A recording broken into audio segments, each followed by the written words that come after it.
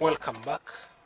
We are now going to look at how we can find moments if our random variable is a continuous random variable.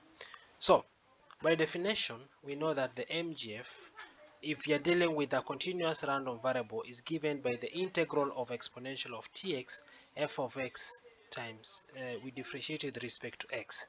From our previous video, we were able to see that exponential of y can be written as 1 plus y plus y squared over 2 factorial plus the cube of y over 3 factorial plus y raised to 4 over 4 factorial plus so on, because it's an infinite series. And we were able to see that exponential of tx can be replaced by 1 plus tx plus the square of tx over 2 factorial plus the cube of tx over 3 factorial plus so on.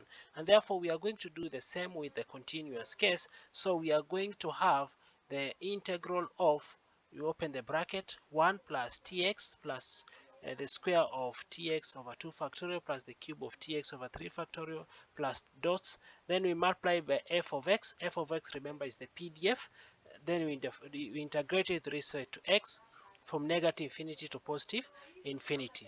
So we can expand this one. We are going to multiply each term in this bracket by f of x. So we are going to have the integral of f of x with respect to x, then plus the integral of tx f of x with respect to x, plus the integral of the square of tx over 2 factorial times f of x we integrate with respect to x, plus the integral of the cube of tx divided by 3 factorial times f of x, we integrate it with respect to x plus so on. So we put some dots here because it's an infinite series. So if you look at the first term here, remember we learned about the properties of PDF, and we saw that when you integrate the PDF with respect to x from the negative infinity to positive infinity, then this one here is same as 1.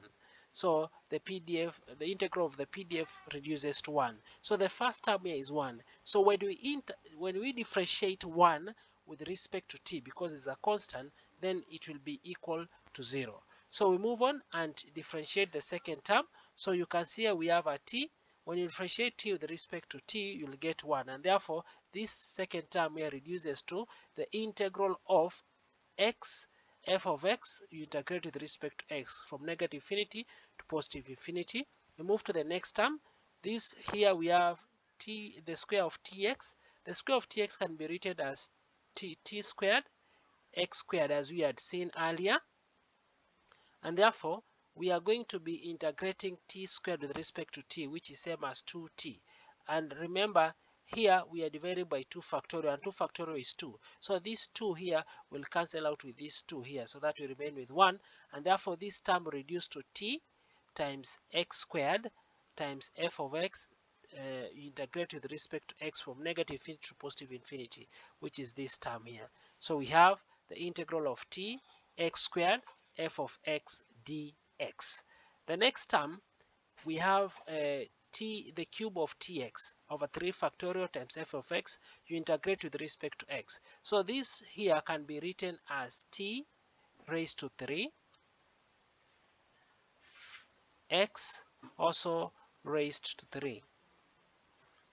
So we are only going to differentiate t raised to 3. And when you differentiate t cubed, you are going to get 3t squared. 3t squared. And remember, we are dividing by 3 cubed. And what is 3 cubed? 3 cubed, sorry, we are going to divide by 3 factorial. And 3 factorial is 3 times 2 times 1, which is 6. So in short, it means that here we'll be dividing by 6.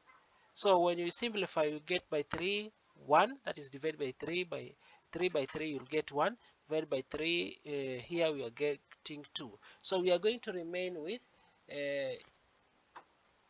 t squared x cubed over 2 times f of x, and we integrate it with respect to x, which is this one here. And we put some dots here to show that it's an infinite series.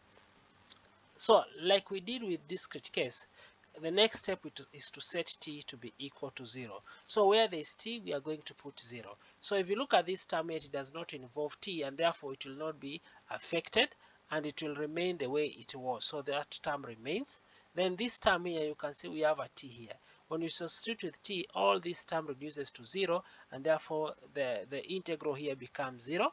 This term here, you can see we have t squared. When you substitute with 0, where all this becomes 0, and therefore the integral is also 0, and any other term after this will reduce to 0, and therefore we are after setting t to be equal to 0, we are only going to remain with one term, which is the integral of x multiplied by f of x, and you integrate with respect to x from negative infinity to positive infinity. And from our knowledge of raw moments, then you can see clearly this is the first raw moment, that is expectation of x. So it means that the first raw moment will be obtained by differentiating the MGF once with respect to t, and then setting t to be equal to 0. Next, we are going to differentiate the MGF once more with respect to t. We see what happens. So if you look at this term, it does not involve t. So when you differentiate this term with respect to t, it becomes 0. So that term will be 0. So here we have the integral of t x squared f of x dx. So we have a t here. When you differentiate t with respect to t, you will get 1. And therefore we are going to remain with the integral of x squared f of x. We integrate with respect to x, which is this term here. Then here we have t squared. When you differentiate t squared with respect to t, you'll get 2t. And remember, you are dividing by 2. So these 2 and these 2 will cancel out. And you are going to remain with t x cubed f of x. And you integrate it with respect to x.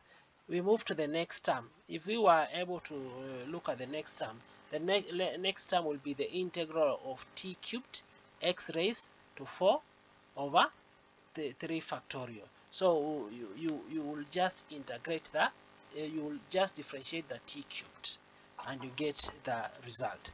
But there is no need for us to look at that one, so we just need to write plus here, and then we put 3 dots. So we know the next step here is to set t to be equal to 0. So setting t to be equal to 0, you can see the only term which is not affected is this one.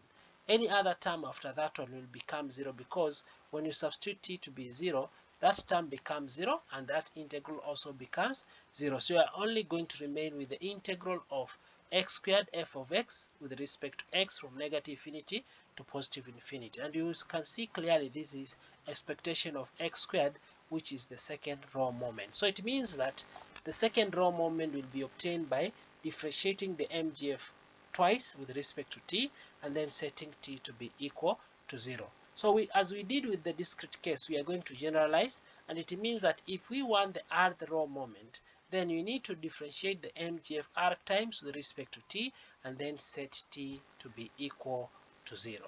So in our next video, we are going to look at an example.